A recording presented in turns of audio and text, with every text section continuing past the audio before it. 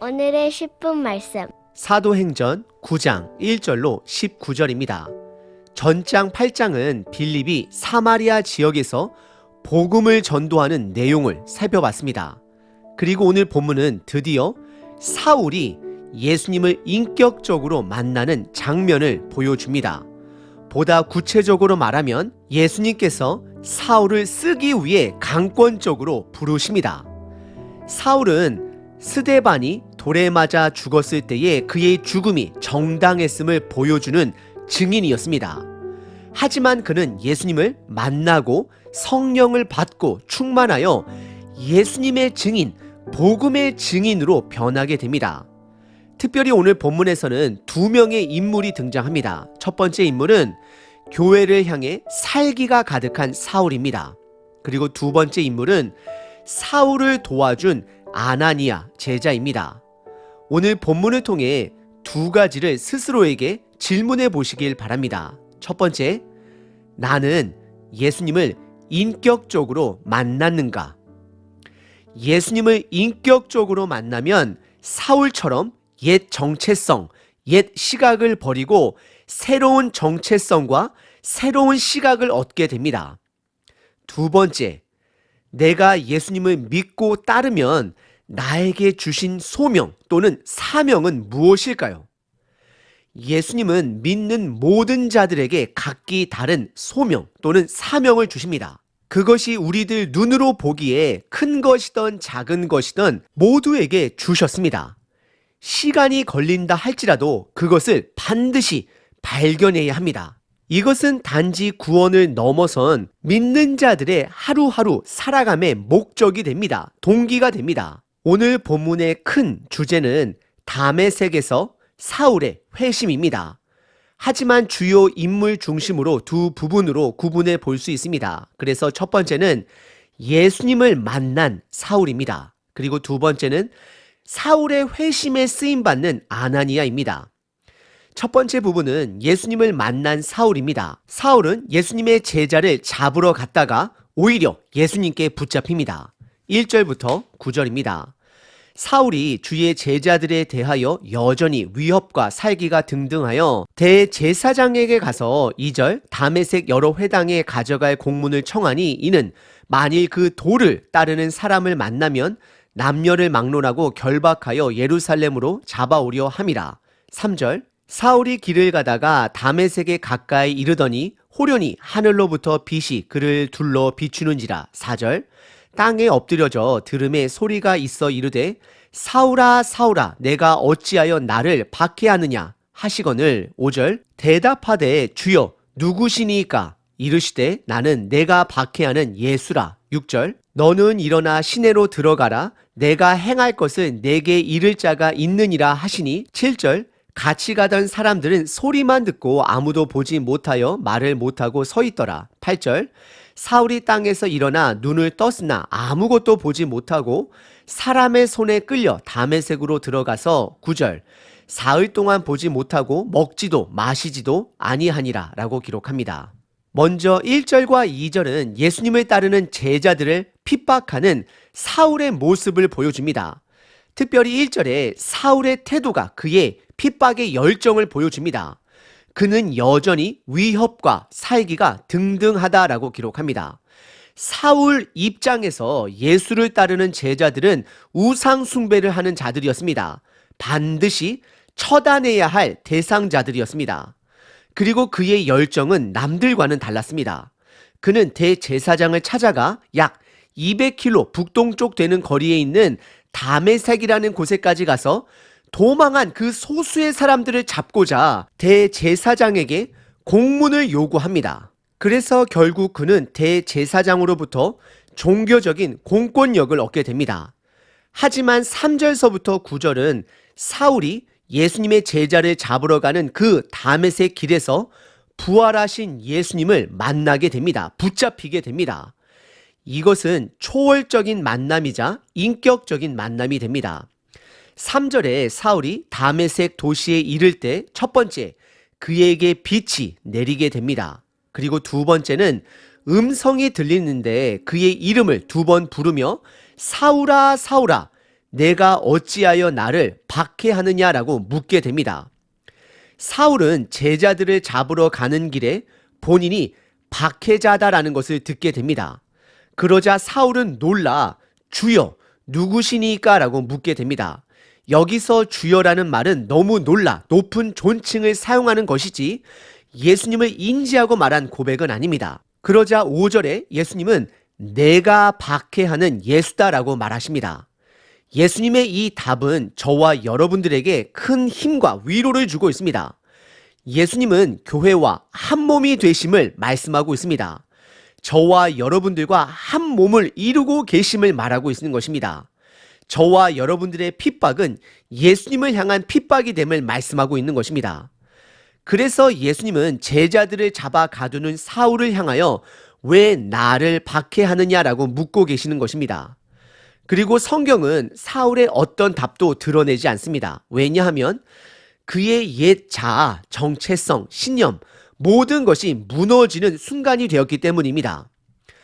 우리가 예수님을 인격적으로 만나게 되면 과거의 모든 것들은 다 무너지고 새로운 사람이 됩니다. 지금 사울은 개인의 재창조 순간을 경험하고 있는 것입니다. 저와 여러분들도 특별히 우리 다음 세대 자녀들도 교회 안에서 지식적인 예수님이 아닌 삶 속에서 예수님을 인격적으로 만나길 기도합니다. 그러면 사울처럼 과거는 무너지고 새로운 자로 재창조될 것입니다. 그리고 사울이 만난 첫 번째 그것, 빛은 하나님의 임재의 상징입니다. 그리고 예수님은 두 번째로 말씀으로 그의 이름을 부르며 반응해 주십니다. 그리고 이어지는 6절에 예수님은 구체적으로 엎드려져 있는 사울에게 일어나 시내로 들어가라라고 명령하시고 누군가를 만나게 될 것을 미리 말씀해 주십니다. 이것은 크게 두 가지 뜻을 가지고 있습니다. 첫 번째는 이제 사울은 박해하는 자가 아닌 예수님께 붙들려 증인의 삶을 살 것을 보여줍니다. 그리고 두 번째, 누군가를 만나게 하심으로 교회의 공동체에 속하게 하십니다. 교회의 식구를 갖게 하십니다. 그리고 7절에 주변에 있는 사람들은 소리만 듣고 아무것도 보지 못했다라고 기록을 합니다. 여기서 말하는 소리는 번개와 같은 소리이지 사울이 이해한 말을 그들도 들은 것은 아닙니다. 그리고 8절에 사울은 일어나 눈을 떠 보지만 아무것도 보지 못합니다. 그리고 그는 이제 누구를 붙잡으러 가는 자가 아닌 누구 손에 이끌려 아무것도 보지 못하고 인도함을 받는 자가 되었음을 8절에서 기록합니다. 그리고 9절에 예수님으로 인하여 그는 3일 동안 아무것도 보지 못함으로 스스로 먹지도 마시지도 않았다라고 기록을 합니다. 사울은 예수님과의 인격적인 만남을 통해 과거의 모든 것이 무너지는 3일의 시간을 경험합니다. 그 3일은 새롭게 태어나기 위한 3일이 되는 것입니다. 그 3일 동안 수많은 것을 생각했을 것입니다. 첫 번째는 십자가 위에서 죽었던 예수가 부활했다라는 것입니다. 그리고 두 번째는 돌에 맞아 죽은 스데반이 그의 제자라는 것도 생각했을 것입니다. 그리고 세 번째는 구약의 말씀대로 유대인들이 기다려왔던 구세주가 바로 예수 그리스도라는 것을 깨달았을 것입니다. 오늘 본문의 첫 번째 부분은 예수님을 만난 사울입니다. 두 번째 부분은 사울의 회심에 쓰임받는 아나니아입니다. 10절부터 19절입니다. 그때에 다메섹에 아나니아라 하는 제자가 있더니 주께서 환상 중에 불러 이르시되 아나니아야 하시거늘 대답하되 주여 내가 여기 있나이다 하니 11절 주께서 이르시되 일어나 직가라 하는 거리로 가서 유다의 집에서 다소 사람 사울이라 하는 사람을 찾으라 그가 기도하는 중이니라. 12절 그가 아나니아라 하는 사람이 들어와서 자기에게 안수하여 다시 보게 하는 것을 보았느니라 하시거늘 13절 아나니아가 대답하되 주여 이 사람에 대하여 내가 여러 사람들에게 듣사온즉 그가 예루살렘에서 주의 성도에게 적지 않은 해를 끼쳤다 하더니 14절 여기서도 주의 이름을 부르는 모든 사람을 결박할 권한을 대제사장들에게서 받았나이다 하거늘 15절 주께서 이르시되 가라 이 사람은 내 이름을 이방인과 임금들과 이스라엘 자손들에게 전하기 위하여 택한 나의 그릇이라. 16절, 그가 내 이름을 위하여 얼마나 고난을 받아야 할 것을 내가 그에게 보이리라 하시니. 17절, 아나니아가 떠나 그 집에 들어가서 그에게 안수하여 이르되, 형제 사울아, 주 곧 내가 오는 길에서 나타나셨던 예수께서 나를 보내어 너로 다시 보게 하시고 성령으로 충만하게 하신다 하니. 18절, 즉시 사울의 눈에서 비늘 같은 것이 벗겨져 다시 보게 된지라. 일어나 세례를 받고. 19절, 음식을 먹음에 강건하여 지니라 라고 기록합니다. 10절에 사울이 시내로 인도함을 받고 있을 때, 그때 하나님은 시내에 있었던 한 제자를 찾아가 부르십니다. 환상을 통해 그의 이름을 부릅니다. 아나니아입니다. 그리고 그는 하나님이 부르자 내가 여기 있나이다 라고 반응합니다. 순종의 자세입니다. 그 당시는 아직 성경책이 없던 시절이라 예수님은 종종 제자들에게 직접 말씀하시는 것을 확인하게 됩니다. 예수님은 11절에 그가 방문해야 할 집 주소를 알려주십니다. 첫 번째는 먼저 일어나 직가라는 거리로 가라 말씀하십니다. 그리고 두 번째는 그곳에 제자 유다 집을 방문하게 되면 다소가 고향인 사울이라는 사람을 찾으라라고 말합니다.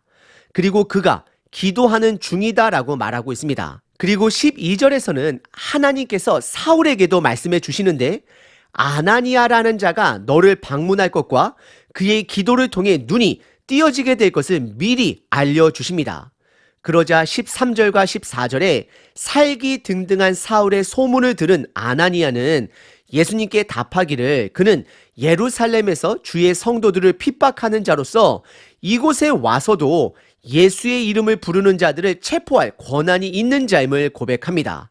하지만 하나님은 15절에 사울은 하나님이 사용하실 그릇이 됨을 밝히십니다. 첫 번째, 이방인을 위해 사용되게 될 것입니다. 그리고 두 번째는 임금입니다. 그리고 마지막 세 번째는 이스라엘 자손들에게 복음을 전파할 자로 하나님께서 택하셨음을 밝히십니다.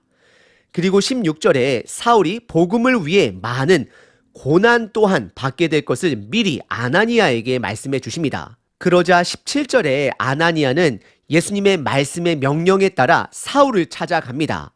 그리고 안수하면서 그의 첫 마디가 형제 사울입니다. 이제 사울은 교회의 공동체, 식구를 얻게 된 것입니다. 어찌 보면 아나니아가 그를 인정한 첫 번째 교회 식구가 되는 것입니다. 사울은 아나니아의 기도를 통해 눈이 띄어지게 되고 성령 충만을 받게 되었다라고 성경은 기록합니다. 그리고 18절에 그 즉시 사울의 눈에서 비늘 같은 것이 벗겨져 다시 보게 되었음을 기록합니다. 새롭게 태어난 것입니다. 사울은 침례를 받고 19절에 다시 음식을 먹고 강건하게 됩니다. 살아갈 목적을 찾게 된 것입니다. 오늘 본문의 두 번째 부분은 사울의 회심에 쓰임받는 아나니아입니다. 오늘 본문은 사도행전 큰 그림의 중요한 두 가지 부분을 말하고 있습니다. 첫 번째는 사명입니다. 여러분들은 하나님이 여러분들에게 주신 그 사명을 발견하셨나요? 그리고 두 번째는 교회 공동체입니다. 교회 식구입니다. 여러분들, 교회 안에 참 말도 많고 탈도 많지만 이 교회 식구가 얼마나 소중한 것인가를 여러분들 깨달으셔야 합니다. 하나님 나라의 일은 혼자 할 수 있는 것이 아닙니다. 하나님으로부터 각기 다른 사명을 받은 자들이 모여 그 일을 함께 이루어 가는 것입니다. 어찌 보면 하나님은 아나니아라는 사람을 통하지 않고 사울의 눈을 뜨게 하실 수 있는 분이십니다. 하지만 왜 굳이 아나니아를 통해 그 일을 하게 하셨을까요? 그것은 사울에게 교회의 식구를 허락하기 위해서입니다. 이제 예수님을 믿는 저와 여러분들에게 사도행전은 도전을 주고 있습니다. 단지 예수님을 믿고 구원받았음에 머무는 자가 아니라 하나님 일에 함께 동참하는 자가 되어야 합니다. 그 방법을 두 가지로 오늘 본문은 말하고 있습니다. 첫 번째, 먼저 나의 사명을 찾아야 합니다. 그것이 큰 것이든 작은 것이든 찾아야 합니다. 그리고 두 번째, 교회 공동체를 통해 그 일을 함께 이루어 가야 하는 것입니다. 이것이 바로 믿음의 사람들이 살아가는 목적이 되어야 합니다. 지금부터 들려드리는 음성은 성공한 한 연예인 부부의 대화 내용입니다. 그들은 행복을 찾습니다. 아, 바람이 너무 좋다, 오늘.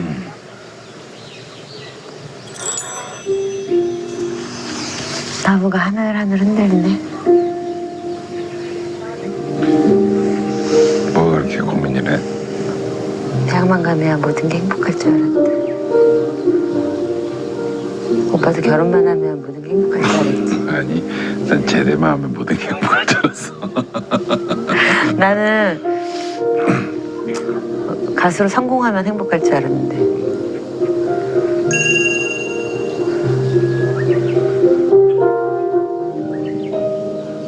행복해야 된다는 생각을 버리면 행복한데. 그치?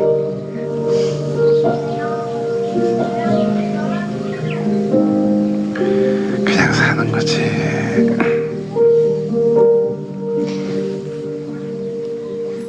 그렇습니다. 대학을 졸업해도 행복하지 않습니다.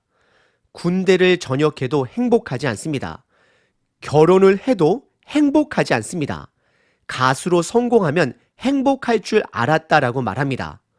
결국 이들은 행복해야 한다라는 생각을 버리게 되면 행복하지 않을까라고 말을 합니다. 그리고 그냥 사는 거지라고 넋두리를 합니다. 여러분들의 삶은 어떠하신가요?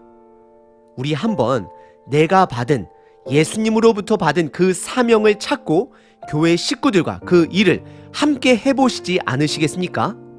365일 기도문입니다. 고린도 전서 13장 1절. 내가 사람의 방언과 천사의 말을 할지라도 사랑이 없으면 소리나는 구리와 울리는 꽹과리가 되고, 산을 옮길 만한 모든 믿음이 있을지라도 사랑이 없으면 내가 아무것도 아니요. 오늘도 나의 하루를 소중한 선물로 주신 하나님을 찬양합니다. 내 삶의 모든 구석에 하나님의 사랑이 담겨져 있음에 감사합니다. 주님을 닮아가겠다 말하며 정작 우리 마음에 사랑이 없음을 고백합니다. 주님을 닮는 것은 사람을 사랑하고 존귀하게 여기며 모든 일에 사랑으로 행하는 것임을 고백합니다. 오늘 내가 능력을 보이려고 아둥바둥하기보다는 아버지께 받은 그 사랑을 기억하며 그 사랑을 베풀게 하소서. 보이려고 선을 행하지 말고 마음으로 그 선함을 행하게 하소서. 사랑하는 마음 없이 입에 발린 소리를 하지 말게 하시고, 작은 언어라도 진심을 담아 사랑을 고백하는 자 되게 하소서. 더 나아가 하나님께서 바울에게 이방인을 주신 것처럼 저에게 주신 사람들을 보게 하소서. 그들을 사랑하게 하소서. 사랑 대신 예수 그리스도의 이름으로 기도합니다. 아멘. 항상 기뻐하라. 쉬지 말고 기도하라. 범사에 감사하라.